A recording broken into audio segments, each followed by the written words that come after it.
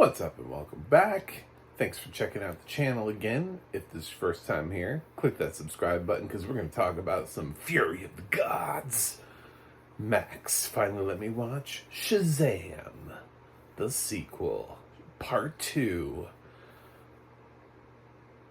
Number 2. It's kind of what it feels like. This has audio description on Max. Anyway, and yeah, you would think that it feels like a direct sequel because it kind of picks up, in a way that suggests like we didn't put a whole lot of thought into this. We're just picking up where we left off, which is what it does. I mean, suddenly there's just gods, basically. Suddenly it's just this opening sequence where they're like, by the way, we got Helen Mirren to sign a contract, so we wrote this movie. She's having a good time, I can tell. And we get introduced to some gods who have been swept under the rug, as it may be, and they've been trapped for years, and they're really pissed at the wizard. And they're gonna seek out the champions. They're gonna get their powers back, and they've got a staff, and it's Helen Mirren, it's Lucy Liu, it's Rachel Ziegler. Because why not? That girl needs to be in more things. So, and they all have really unique powers. Actually, to be totally honest, their powers are way cooler than whatever Shazam's nondescript superhero powers are, which are just seem to be, I'm awesome. Look what I can do. One of them just moves buildings, like full buildings around, like just sort of reshapes the world. How do you beat that? Like, oh, I used to be 2 blocks over, and now it's over here. Okay, cool. I thought about like the repercussions of what that really means for like the roads and the streets, and obviously buildings are not next to buildings. So did the smaller buildings around the taller buildings, did they just get demolished as we move the taller buildings around? I don't know, because the audio description didn't really tell me, but it sounded really fucking dope. It was just, I was so into it. I was like, oh, that's a cool ass power. What's your power? I can move a skyscraper across. Oh, okay, all right. You do you. So, Shazam is back, and he's got the fam, and I still have no idea what they look like. I realized that between the first and the second film, shout out to Jedediah Barton for doing the audio description on this. I love him. I have no idea what his family looks like in terms of their costume. I mean, Shazam I know because, in general, he's just a more well-known hero. He also he's very self-referential in the fact that there's a scene that talks about his cape, because it catches on fire at some point during the movie. And he talks about how there's already a superhero that has a lightning bolt, which is obviously a nod to the Flash. So, he gives you little hints anyway, so even if you forgot what Shazam looks like, he slowly is letting you know through his own dialogue what he looks like. So, but I realize that the other 5 that follow him around, I really don't have a grasp after 2 films as to what their names are and what they look like. They're just like the family, like Fast and Furious family. Family. And they just follow Shazam around, and they're there. And they have varying levels of screen time depending on how important their character is, or really how old their character is. And that's the whole shebang with them. I don't know if Do they have different powers? I really couldn't tell you. But then again, I can't see. So maybe it's like really obvious to sighted people and they're like, are you kidding? It's so like one of them shoots blue lasers and the other one shoots red lasers. I mean, like, how do you not know that? And it's like, I don't know. I don't know, dude. Not everything is an audio description. I got nothing. They just sort of appear as a family. And so they're going up against the gods and their fury. And so the film just kind of plots itself out like that. Also, it's not lost on me that a film that's very much about brotherly love is set in the city of brotherly love. Like, in case you just needed more heavy-handed, reminders about things, this film that features largely this relationship between Billy and Freddie that, this foster brother relationship that they have as sort of like the two main characters, is also set in the city of brotherly love. just in case you needed, something, some more reminders in life. I thought we had covered the fact. I thought the foster parents found out. Maybe I was just so excited to find out that Cooper Andrews was the dad this last time around when I actually IMDb'd the cast, that I didn't quite pay attention to the definitive do they know moment, because in this film they definitely don't know. This film they walk around just very clueless, like, I don't know what's happening. The kids have successfully hidden, even though their house continuously keeps getting struck by lightning, which I think is hilarious. I mean, there are a couple references, a couple of jokes in this movie. I mean, critics have hated on this movie, but there are some jokes in this film that legitimately cracked me up, and one of them was the lightning.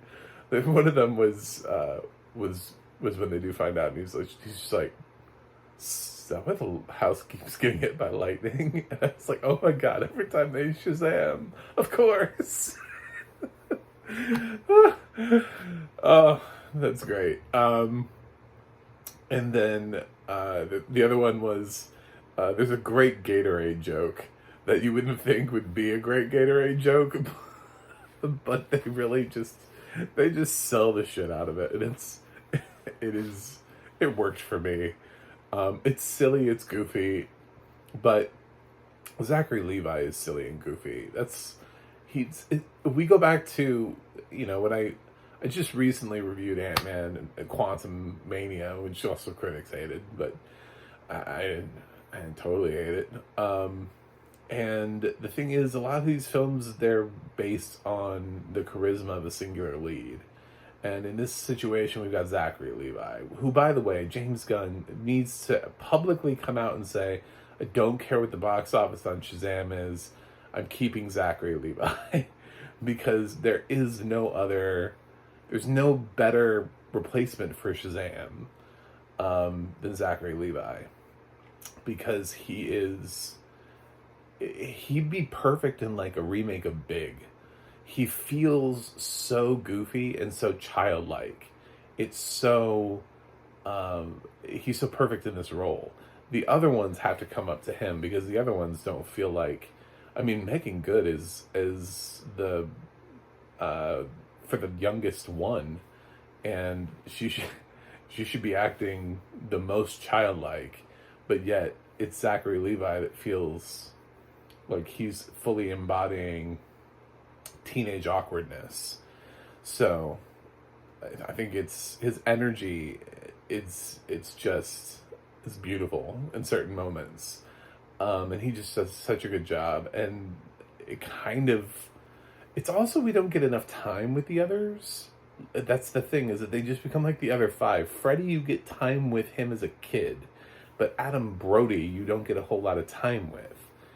So, even though they cast recognizable actors as their superhero components, Adam Brody, DJ Catrona, Ross Butler, Megan Good, and then the other one, I don't know. But at least 4 out of the 5 of them I knew before even they were casting Shazam. So we got to do a better job with evolving these characters. They just do kind of silly things, and they go into layers, and they have fun. And this feels like a film that would be great for families, because it's very kid-centric. It puts a very kid-centric hero in the lead role. It also kind of puts them in danger.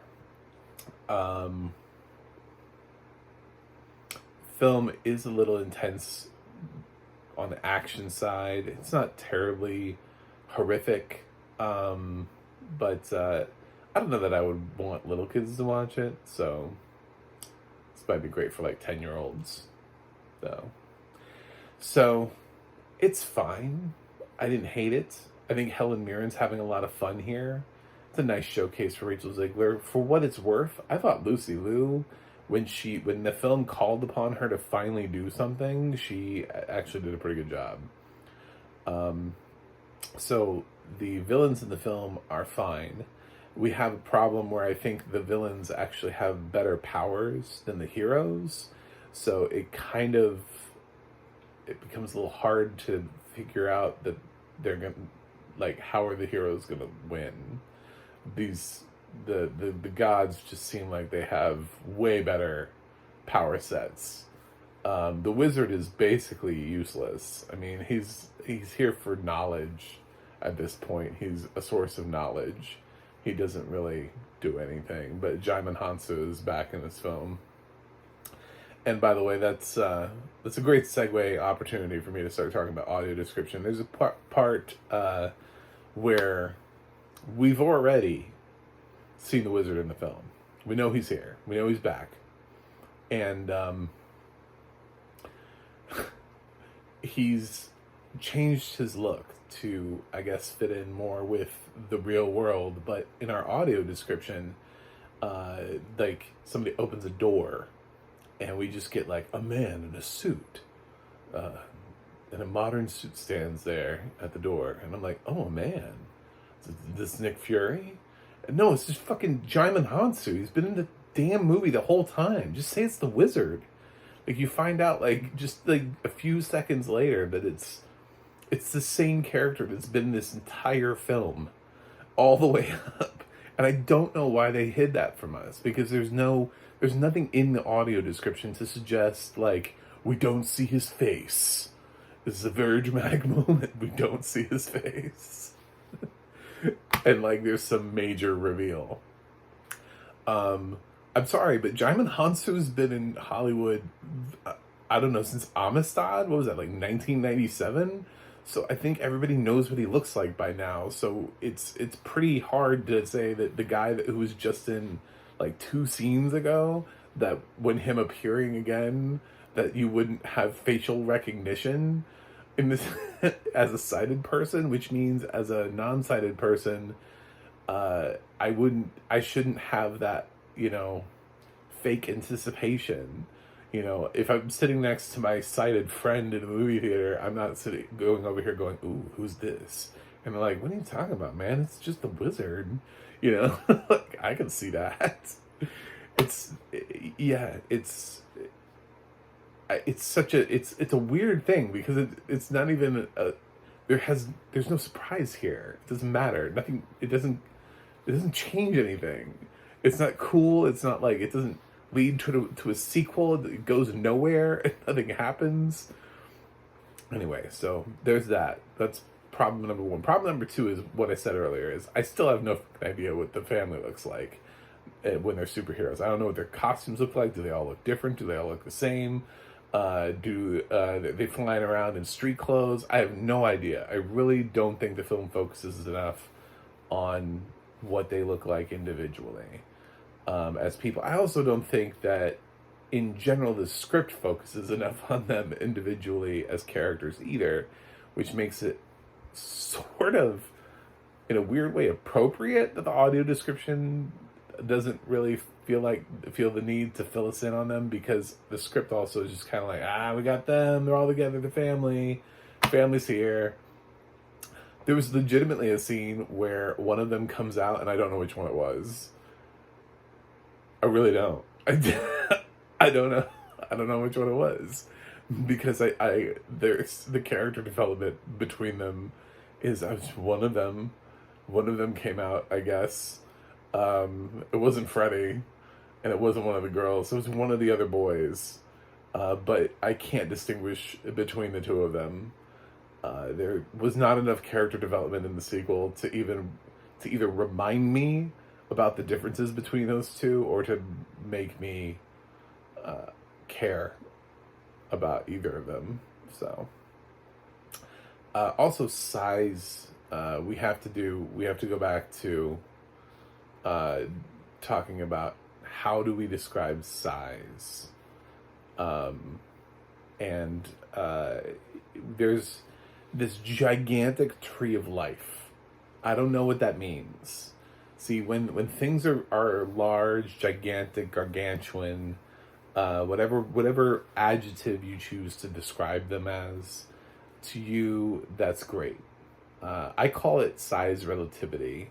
When you have something that doesn't exist in reality, what you want to do is you want to compare it to something that does exist in reality, and that we should be expected to have a general knowledge of about how big that is. If it's a certain size of a building, then it's much easier, instead of you saying that something is a gigantic object, for you to say it's as tall as a 20-story building. Even being blind, we can kind of at least have a size relativity of what a 20-story building would be like. At least those of us who have ever been in a city. We have opportunities to go into 20-story buildings and go up the elevator and feel what that feels like to go up an elevator for 20 stories. We have the access for that kind of knowledge. When you just start describing things as being like endlessly large, my mind wanders into these, is it, just ridiculous? Like, is it cartoonishly large? Is this tree of life just exploding over all of Philadelphia? Like, how far is it going? Is it continuing to expand? Like, what's happening with this tree of life as it continues to? Because I don't know, because it doesn't exist in real life. I have no basis for it. But suddenly, a large tree at one point in the film, I won't tell you how because that's a spoiler, but I do need to talk about size relativity, so I have to talk about the fact that there is a tree of life. You have to actually compare it to something that we know. So, however you want to do that, that's up to you. It's as tall as the Eiffel Tower. It's as tall as LeBron. I don't know. Just to pick something. But maybe it's not that tall at all. Maybe it doesn't clear the top of the stadium. Maybe it doesn't reach the top of the stadium. That we know about what the size of a baseball stadium would be, so we know it's not as tall as that. Or maybe it reaches it just perfectly. But size relativity, giving us a basis instead of just using terms that are adjectives of a large, is much more effective. So, there's your feedback on audio description. If you didn't think I was going to give any, those are the big key points that I wanted to hit in this film. I thought the audio description did fine in terms of me being able to follow the plot. I wasn't confused by the plot of the film. I don't think the film is that smart. I think it's pretty simple. It's way longer than it needs to be. The film it seems to go on forever. I don't know why it's 2 hours and 10 minutes long. Lack of editing, I guess. This is one of those cases where the director and producer shot things and they were like, everything in this film that we shot was great and we must keep it all. I think this film would have been better if it had been tighter. At least trim 10 minutes, and then you get a better running time, you get tighter feel. It comes in right at 2 hours. I just, there's no real reason for it to be as long as it is, especially considering you don't really use that runtime to flesh out characters. You just use the runtime to have us have a battle into a battle into a battle into a battle into a battle into a battle, and it's kind of monotonous. I wasn't really impressed by it. At least Quantum Mania uses it to sort of, advance the plot. This one actually kind of doesn't. It just uses it to bounce around, and it's like, oh, we're fighting again. Shenanigans. Yeah, I think this is a step down from the original Shazam, who I thought the first film was really fun. It just kind of had a crappy villain, who, by the way, if you thought by watching that end credit sequence that Mark Strong was going to be making a huge impact in this film, you were wrong. And the film even knows it. The film embraces it. There are 2 credit sequences here. There's a mid-credit and then end credit sequence. The mid-credit sequence is ridiculous, but focuses more on the future of Shazam and how we might see Shazam in the future. Should James Gunn choose that route.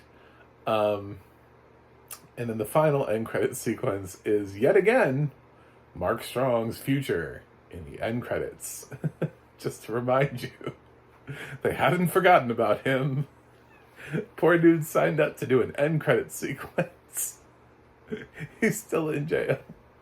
And they're still like, patience.